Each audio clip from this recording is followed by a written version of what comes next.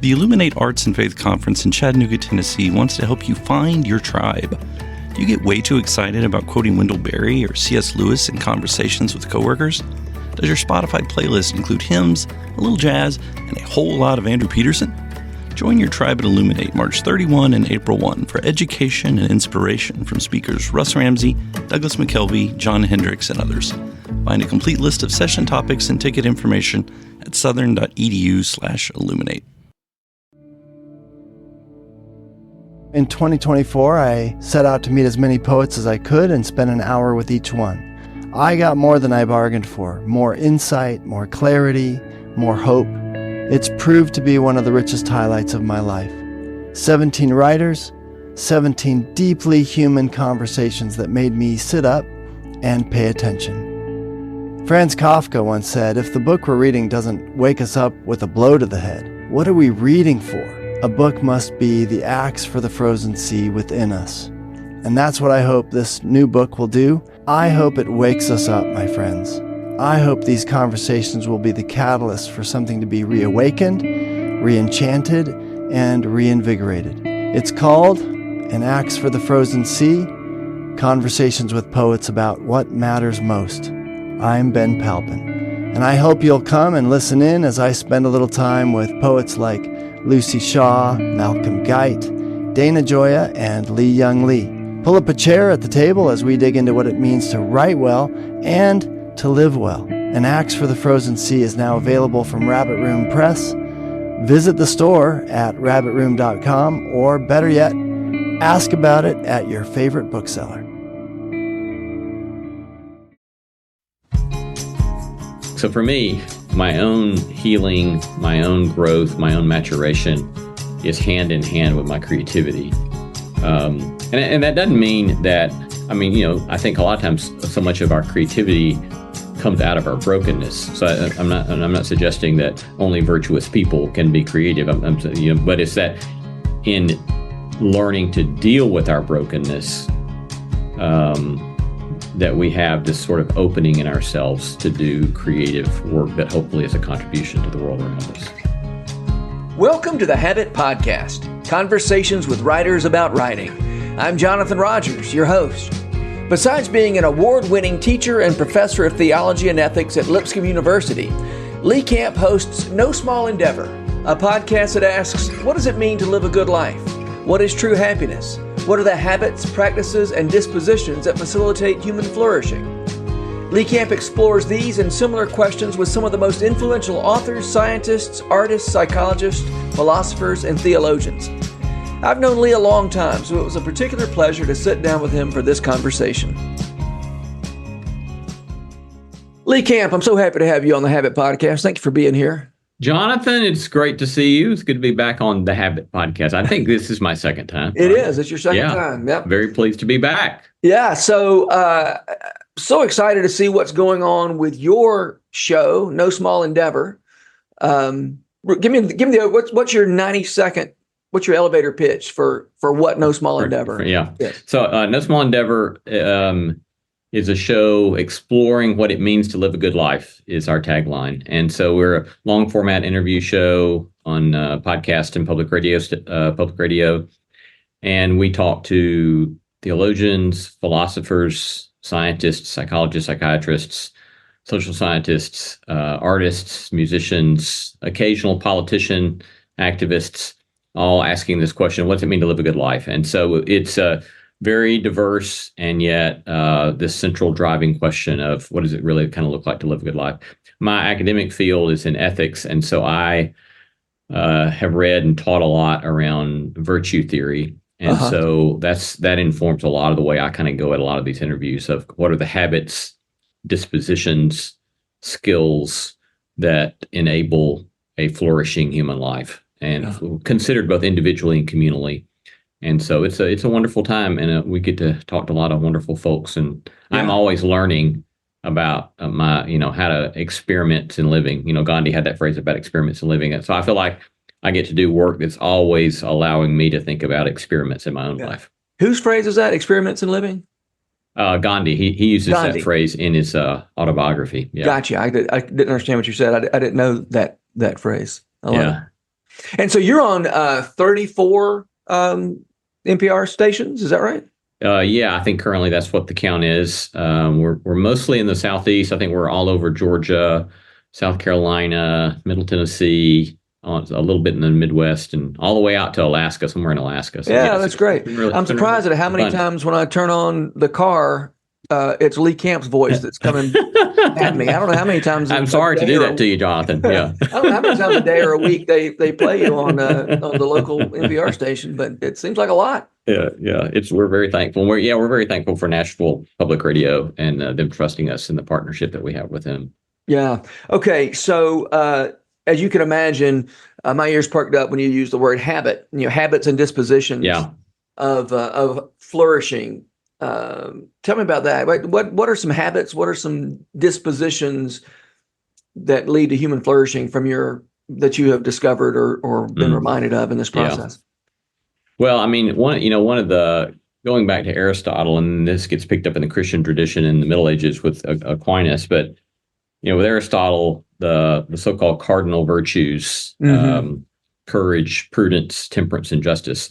And, cardinal comes from the Latin word cardo, which is a word for hinge. And so the whole idea there is that these are hinge practices, habits for living any kind of life that you would consider a good life or a life worth living or a flourishing life. And so it's amazing how often, even without talking about virtue or talking about in those particular habits, they come up in conversation, especially courage, dealing with fear, navigating fear, learning to learning to sit with our fear, not trying to how to be fearless, which is a pretty unhelpful kind of way of thinking about it, but how to navigate our fear in constructive ways. So on and so forth. So the virtues are central to all of that, of course. And then in the Christian tradition, faith, hope, and love are the so-called three theological virtues. And so we're always kind of exploring all of those as kind of big meta habits. And then I think with regard to, especially with folks who are interested in the Habit podcast, I mean, I think there are other kind of what I would call meta habits that have been really important for me in trying to do creative work. And one of those goes back to Cal Newport. I don't know if you know his name, but I'm a big fan of Cal Newport's deep work I am approach. Too. Yeah, and so that's deep been work. Huge. Yeah, that's been huge for me. Well, give us the quick rundown of what kind of habits with Cal Newport. I mean, Cal Newport. Yeah, I mean he's arguing that, as so many are now, right, that we live in this sort of distracted age. And he makes the case that when we allow ourselves to be constantly distracted, we're actually rewiring our brains in such a way that we cannot do creative work. Yeah. And so unless you really find ways to get around that, you can't do anything that's creative in the world. And then he's also drawing on a lot of research that's been done on willpower and contends, and in a helpful way, I think, that we best understand willpower as analogous to a muscle. Yeah. And so you can make it stronger, but you still only have so much in a day. Yeah, you can't make it infinite. That's right. And so we do best by using routines and habits to minimize self-negotiation and self-conversation about what we're going to do. And allow habit to be the place that minimizes using those self-negotiation resources, and then use your willpower, your limited amount of daily willpower, on the really important stuff.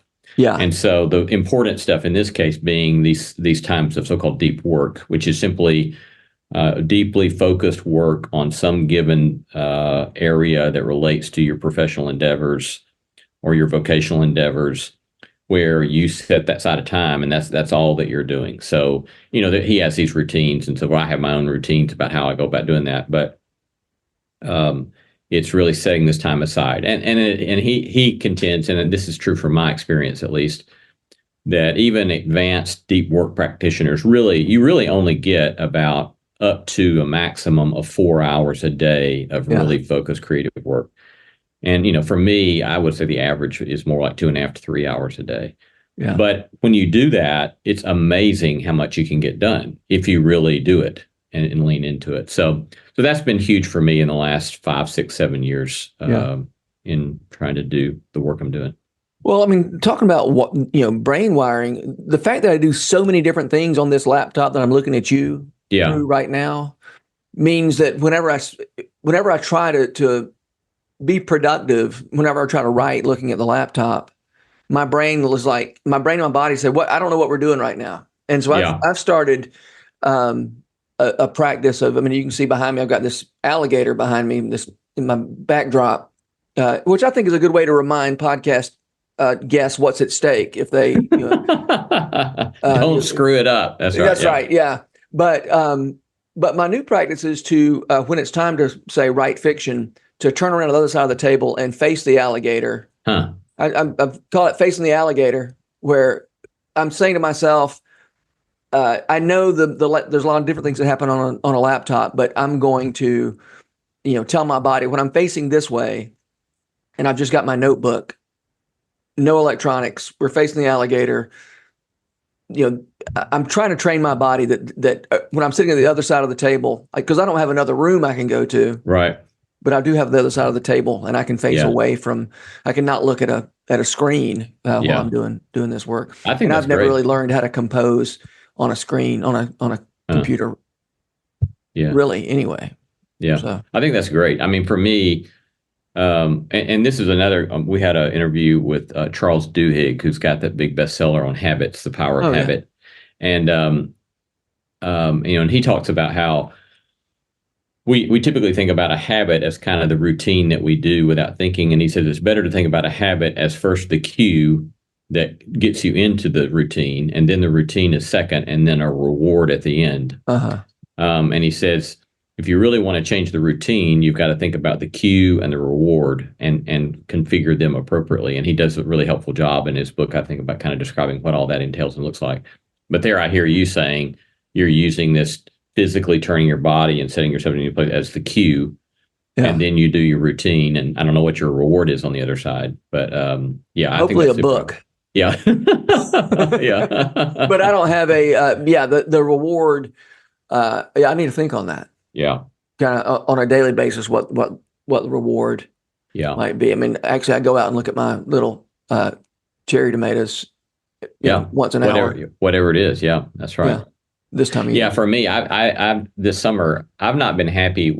I'm really happy with my morning routines, which is kind of deep work, first 90 minutes of the day. And then I do odds and ends and emails and, chores and errands. And then I try to do another 60 minutes of deep work before lunch. Mm-hmm. And so that's always been super productive. But I hadn't been happy with my afternoon routine for years. And so when I read Charles Duhigg's book here a couple weeks ago, 3, 4, 5, 6 weeks ago, whenever it was, I thought I'm going to try to have a new routine for my afternoon. And so I kind of fashioned that in actually talking with him in the interview. He said, well, you could do this and you could do this, think about it this way. And so it's given me a new routine for the afternoon I love. Now I feel productive again with the afternoon. But my reward at the end of the afternoon is to go drink a beer. And so I have a very clear, this is my reward at the end. If I really do all this stuff, that's my reward. Mm-hmm. And you don't cheat? No, I haven't cheated on myself so far. Yeah. Well, good. Yeah. All right. So you mentioned that you are that you teach ethics. Yeah. And yet you're suspicious of ethics in some ways.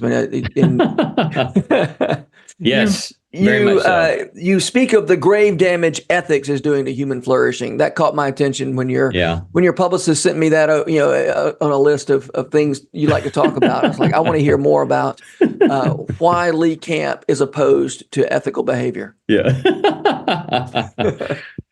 Well, let's rephrase that a little bit. Yeah, I think that the short speech, and then you can dig in however much this you want. The short version of it is that since the Enlightenment, ethics has become something completely different than it was prior to the Enlightenment. And that prior to the Enlightenment, ethics was typically the discipline philosophy, moral philosophy was about asking ourselves the question, what does it mean to live a flourishing human life? Mm. And then what are the habits, dispositions, skills that facilitate, that constitute such a life? But following the Enlightenment, and the historical reasons are interesting in Europe, but following the Enlightenment, ethics became this sort of question about what are the right things to do without any concern for a rigorous conversation about human flourishing. They just wanted to know, what's the right thing to do? Tell me the right thing to do. Give me the rules. And so kind of after the Enlightenment, all ethics becomes legalistic, because legalism kind of is, could be defined as a focus upon the rules without concern for the end toward which the rule is pointing us, right? And so on the right, on the left, ethics becomes legalistic. Deontology, just focus upon the act. It does become legalistic. Utilitarianism, which says let your act maximize pleasure or happiness. That is kind of asking a question about human flourishing, but it's a very thin understanding of it.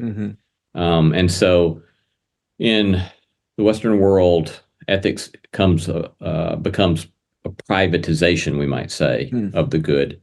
What do I want to do?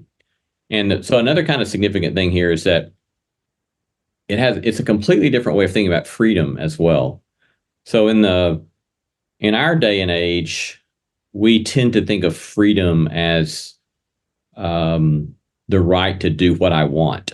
But the ancients would have said that is insane. If you have the right to do what you want, you've just set yourself up for a life of bondage.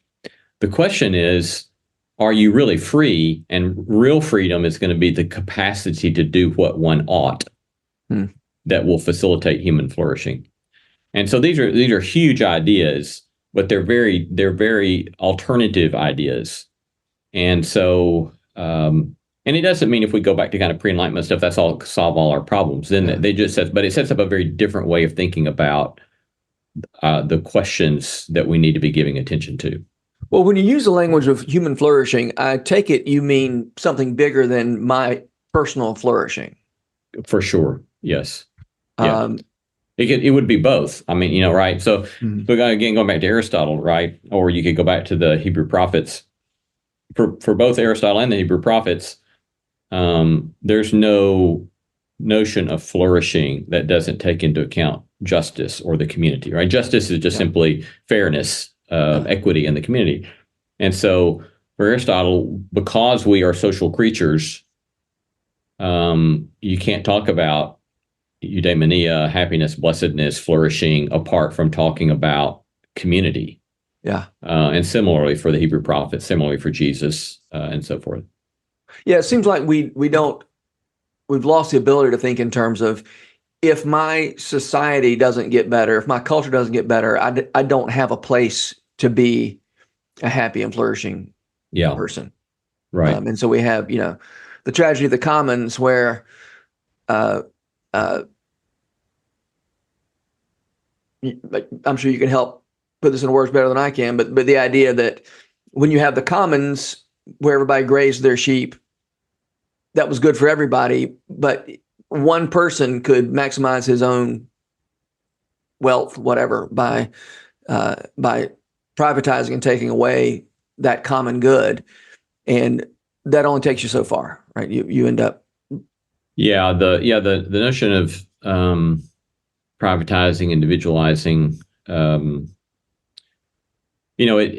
again, all this stuff gets complex, right? Because if you go back, I was reading some, I forget who it was now, some history of economics. And when you put Adam Smith in context of some of the abuses, economic abuses, and not allowing people access to capital, you can see how that kind of individualizing, privatizing really was trying to take a step forward in its context. But in I'm our sorry, day, I don't understand what you're saying.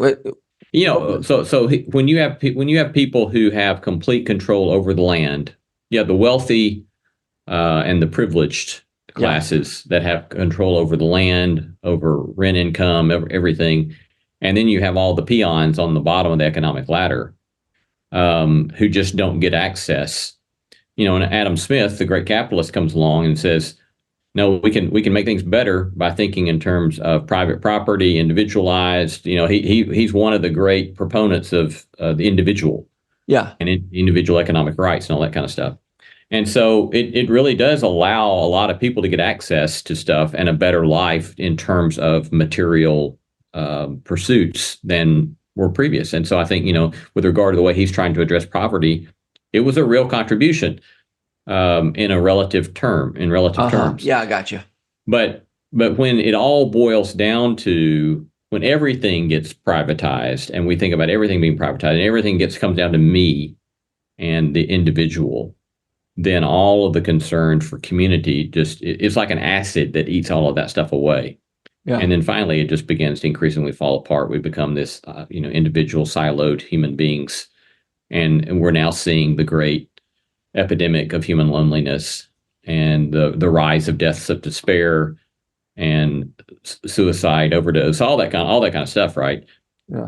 That kind of, in many ways, is a fruit of the focus on the individual without a concern for community and social connections. Yeah, I guess the Jadis in the Magician's Nephew, who'd rather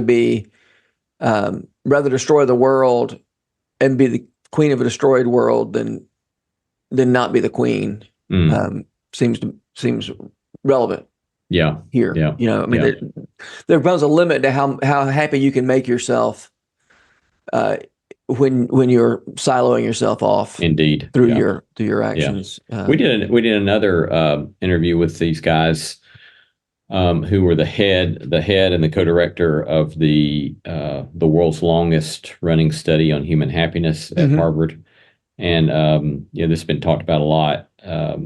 But they started back 70, 80 years ago. Yeah. They took a group of Harvard men, privileged, wealthy, so forth, and then a group of the kind of the poorest of the poor and most troubled families in Boston, all men at that time in the 20s or 30s, whenever it started. And then they started studying them over decades to try to see if they could identify variables that led to a happy and or flourishing life. And then as they've gone on in the decades, the kind of research that they've assembled is amazing. I mean, it comes down to checking cortisol levels in their hair, blood tests, all this kind of stuff, interviews, extensive interviews, all sorts of fascinating psychological studies and so forth, to try to really determine, okay, what are the variables that make for a good life? And their number one finding is it's good relationships, what they call warm relationships. And you can't be happy alone. Yeah. And moreover, they talk about how the morbidity rates of loneliness are the same as or worse than smoking a pack of cigarettes a day. Yeah, I ran across that recently. I don't know if it was on your show or where it was that I ran across that. Yeah, it's a remarkable study. Yeah, it's just fascinating stuff. Yeah.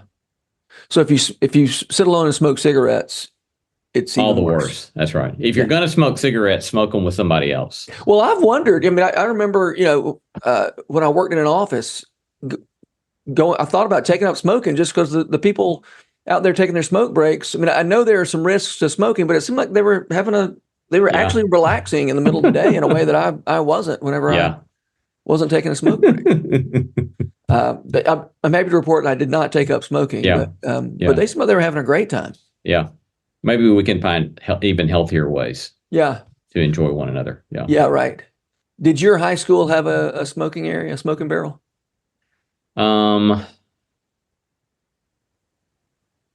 That's been so long, Jonathan. I think we did. Yeah. But I don't remember. You had to have a note from your mom to go to the smoking area. Yeah. I always thought that was funny. I like to astonish young people by telling them we had a smoking area at Warner Robins High School. But anyway, we're off track here. So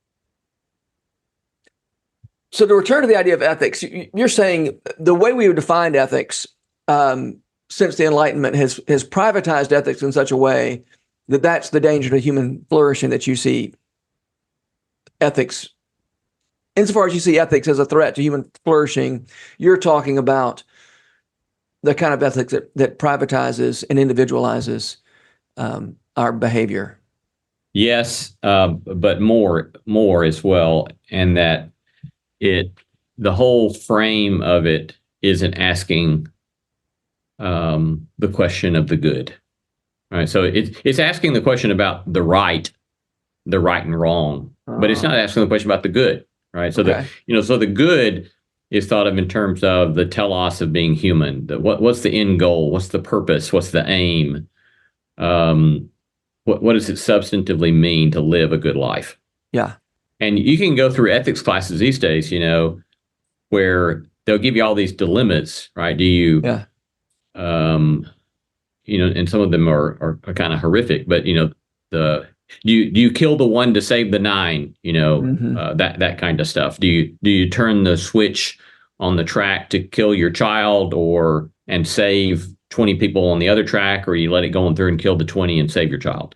Yeah. And of course, a life, any kind of life, often will lead us to dilemmas, true moral dilemmas. But the way a lot of contemporary ethics does is it starts with dilemmas, forcing us to answer the question, what's the right thing to do? And then depending on how you answer that question, it says, well, you're a deontologist. You're just focused on the acts and you're not thinking about consequences. Or you're a utilitarian. You don't care about the act. You just think about maximizing saving life. But that's all focusing upon the act in some way, the right and wrong. It's not asking about the good. And so again, all this stuff prior to the Enlightenment was saying, no, you got to start with the question of the good. And then all of our reasoning has to revolve somehow about a life that constitutes or leads toward the good. Mm. And so they're very, very different sets of questions. And those different sets of questions lead to profound differences in the way we think about the meaning of our life. Yeah. Okay. Can we talk about the connections that you see and that you've learned between human flourishing and doing creative work? That's kind of a broad question, I realize, and we can be. Yeah. I can ask something more specific if it's helpful, but yeah, come at me again with that. I think. Yeah. So, human creativity, human flourishing. I know a lot of people listening to this podcast have a general sense that their own flourishing, both their own flourishing in their life, is increased by doing creative work, making things, the joy of making things. At the same time, that's the means by which they understand their contribution to the flourishing of others. Yeah. Right. It's by doing creative work. And I do think, I really do feel very strongly that as we try to make things better for the people around us, we are creating the kind of world that we want to live in. Closely related to what you're talking about the good as opposed to just the right. Yeah. I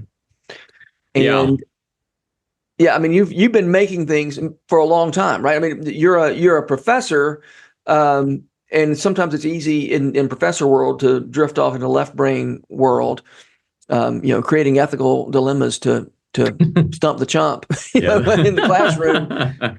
But you've also, for as long as I've known you, been committed to the arts, to making stuff, the Token Show, and now No Small Endeavor. I still didn't ask you a very specific question, but maybe that's got you thinking about some things. Well, I mean, one thing it immediately makes me think of is that when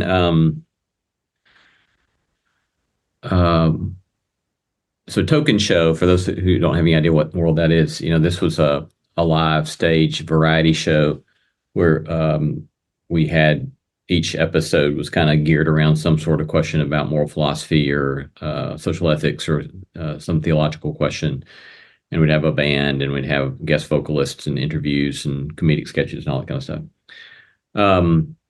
So that actually, for me, came out of a period of a lot of kind of personal difficulty. And I was kind of in this period of kind of recovering my life. And the pursuit of that came, and my openness to that came as I took more seriously being healthier myself and pursuing new ways of living that could facilitate my own flourishing and the flourishing of my family, my relationships, and so forth.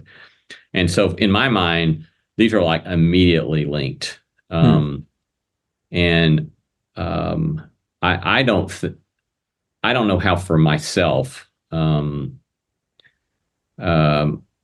one can do a lot of creative work. For example, I'll just speak for myself. I can't do a lot of creative work unless, for example, I learn to be willing to be vulnerable and learn various practices of courage, because doing creative work is highly vulnerable and feels terrifying, right? And so I remember the second show we did in 2008, and I was getting ready to go out on stage again. And I just felt this kind of terror, because I thought, the first show had been a big success. Everybody liked it. We had a full house coming back for the second show. And I just felt terrified, because it was like, I don't know if I can do this, because it might fail, right? The sophomore effort, Yeah.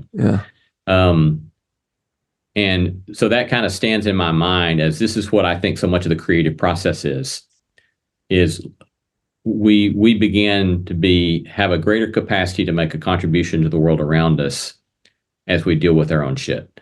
And that allows us then to be present to our own gifts, our own capacities, the needs of the world around us, to pay attention to the stories, the songs, and so forth that other people are telling. And what can we give into that space in that context? So for me, my own healing, my own growth, my own maturation is hand in hand with my creativity.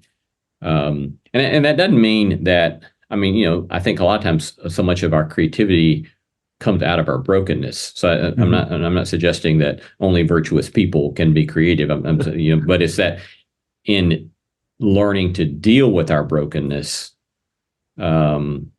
that we have this sort of opening in ourselves to do creative work that hopefully is a contribution to the world around us. Yeah. That's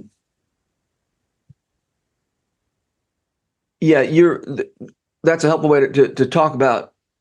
It's in dealing with our brokenness, which requires what? It requires I say requires we be broken. We don't. That's like saying requires that we, breathe and have food. Yeah, requires that we submit to the law of gravity. Yeah, right. Yeah. But think how productive it is when engineers submit to the law of gravity. Right. Yeah. The things they can do, including flying. When you pay attention to drag and gravity, and the different forces that I didn't invent, and yet I can make things out of those forces that I didn't invent. Yeah. I love that insight that our creative work comes out of our brokenness, but also out of our virtue. If you don't, if everybody's broken, but people who don't deal with their brokenness aren't going to be able to do much in the way of creative work. Right. Yeah. If I'm down, being laid out, right, by my brokenness, my character defects, my addictions, whatever, it's hard to do something particularly constructive in those places. Yeah. And so learning to find other ways to live and move in the world, I think then makes space. And, I think that another kind of thing that I think is crucial about all of that is that all of that brokenness becomes, it does become fuel for creativity, but it also can help inform our own dispositions. So I think someone, for example, who's trying to do creative work out of compassion is a different kind of creativity than someone who's doing it out of just being pissed. They both can be very creative. Yeah. They really can. But those are two different responses to harm or trauma or difficulty that we faced. Yeah. And for me, it was, I had times of both of those, right? My own anger and then compassion. And for me, long-term creativity, or I would say trying to be creative over a longer period of time, is better fueled by letting compassion be the response to the pains I've experienced as opposed to anger. Because that, the anger thing burns me out pretty rapidly. And, I think that's a really great observation. There are plenty of unhealthy impulses that can fuel good art. Yeah. It's just you reach a point where this isn't working anymore. Right. Yeah. And I would, at least anecdotally, I think there are probably a lot of people that get caught in that space of where they feel like, if I'm not angry, I won't be creative. Mm-hmm. And I just think that's a false thing that too many creatives maybe take on themselves. Mm-hmm. Is that, no, actually, well, again, just speaking for myself, I mean, I have discovered that I don't have to be in a state of persistent anger to be creative. Yeah. And it's much more enjoyable to do. It's much more enjoyable and joyous to do creative work when I'm not in a place of anger. Yeah. I mean, I think self-loathing can be productive. You can say, very right. I am so disappointed in myself that if I don't get up and make something today, I must be completely useless. So I'm going to go make something. Right. And I certainly made stuff out of that place for a long time. And then it just quit working. I just couldn't do it anymore. It's like, I think I'll just rather, that particular kind of mood management isn't working for me anymore. Right. And I had to find another way to do it. Yeah.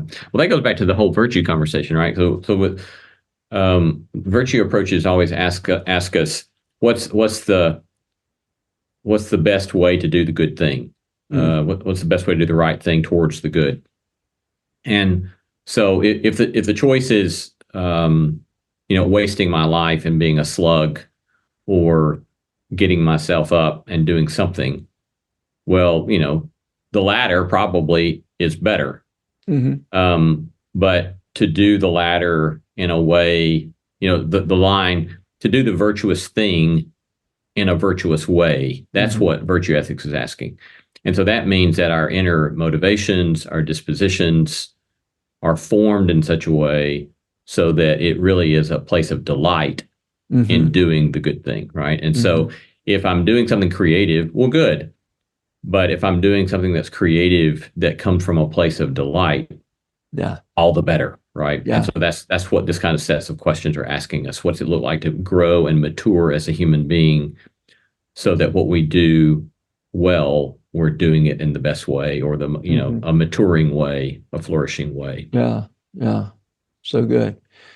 How many episodes a year are you doing? How many long form interviews are you doing in a year?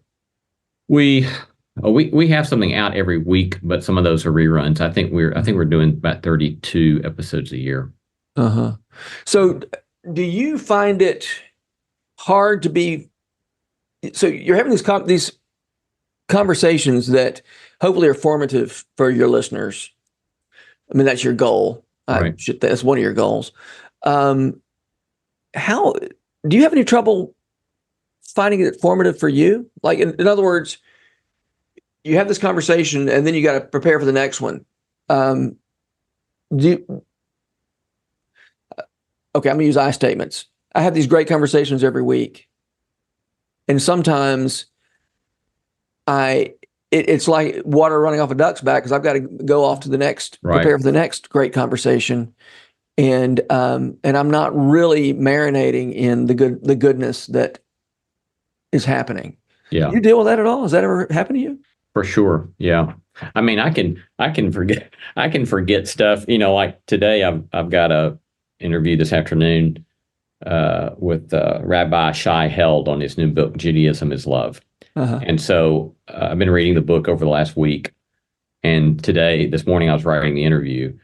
And so in writing the interview, I'm rediscovering stuff that I had starred and underlined, 4 days ago, and I had already forgotten about. Yeah. So yes, for sure. I think that's part of the deal.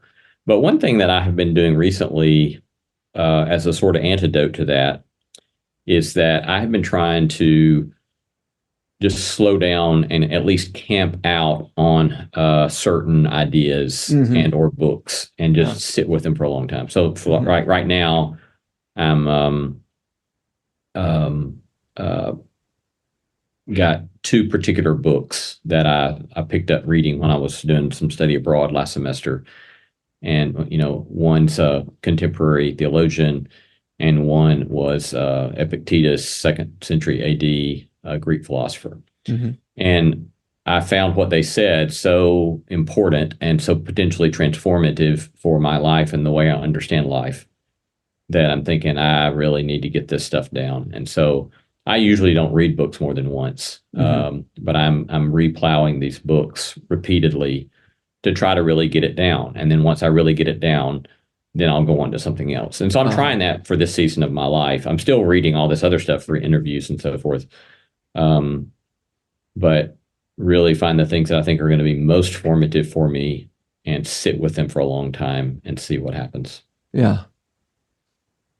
Well, all right, we got to wrap this thing up. Feel like we could talk all day, and maybe we should someday just talk all day. That's right. That's right. We won't subject the listeners of the Habit Podcast to that. Can you tell me who are the writers who are making you want to write these days? Well, or make stuff. We don't have to say that and be right, but I think the person that kind of strikes me that I don't get on a kick where I read one author's a whole lot of their books, but one person that I've done that with in the last 2 years is a science fiction writer named Kim Stanley Robinson. Do you know his name? Yeah, he's a good. He appears to be a good secularist, and he's just fascinating. And and I think I've read, I don't know, his books are really thick, like 600 or 700 pages, and I've probably read five of them, and I've got another one, the next one on my bookshelf when I get ready for it. And there are two things about it that really I find so compelling about his writing that is something I keep wanting to try to inform my own writing. And that is one, he's just super smart. And I can read here it's science fiction, right?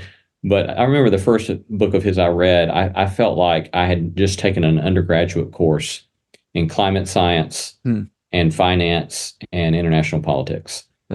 And so it's like, how can I really help people really see things they haven't seen yet by me doing the hard work of learning things I need to learn about stuff that I'm wanting to say something about. But the second thing that I really find compelling about him is that a lot of his stuff is dealing with climate change. And he comes at this with it's kind of like a two ends of the spectrum he's dealing with that. And one is that he's saying very forthrightly, we are screwed and there's no getting around it. It's just we are screwed and we don't have the capacity to really make the changes that we need to make.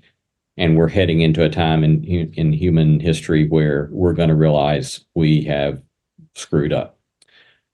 But then he holds on to that, a sort of hopefulness about the possibility of love and justice and mercy so that we can learn, even though we're going to learn the hard way, we can learn and we can find ways to fashion a shared life together to go on, And so I think it's that combination of being very sober-minded and hopeful at the same time that I also find admirable and exemplary. Because I think desperately we all need that. In this book I was just talking about, I just read, and he quoted G.K. Chesterton, where Chesterton says, we don't need to think of the world, our place in the world as this kind of cold compromise.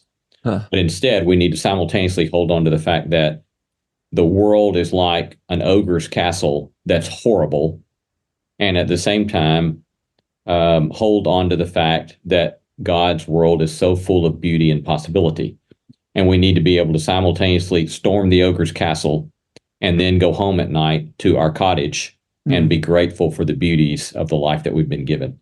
And so I think it's trying to find ways to hold on to both of those, right? Because that's what it means to be human, I think, in a full way that takes account of our experience. Is, man, it's so much crap. Yeah. But then how do we then find some sort of way through our creativity and through our creative work in the world to try to make a contribution to that, to speak up about that, but still live a life of gratitude and possibility and hope in the midst of all that. So it's like a helpful way of talking about the virtues too. Yeah. Sober-mindedness and hope. Yeah, that's right. Well, Lee Camp, thanks so much for being here. This has been great. Thank you, Jonathan Rogers. I've very much enjoyed it. It's been lovely. Well, keep doing the good work you're doing. I really appreciate it. Yeah. Thank you very much. The Habit Podcast is brought to you by The Rabbit Room, where art nourishes community and community nourishes art. You can support their work, including this podcast, by becoming a member. Visit rabbitroom.com/membership. Special thanks as well to Taylor Leonard for letting us use her song Diamonds as the theme music for the Habit Podcast. You can learn more about Taylor and follow her work at taylorleonard.com. The Habit Membership is a library of resources for writers by me, Jonathan Rogers. More importantly, The Habit is a hub of community where like-minded writers gather to discuss their work and give each other a little more courage. Find out more at thehabit.co.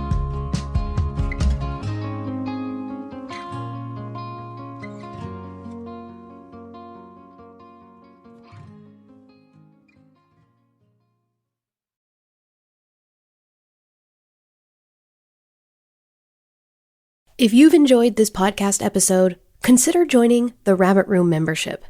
Your membership helps sustain this community, funding everything from publishing and podcasts and theater productions to events and programs that support artists who create with a Christ-centered vision. We'd love to have you on board. Learn more at rabbitroom.com/member.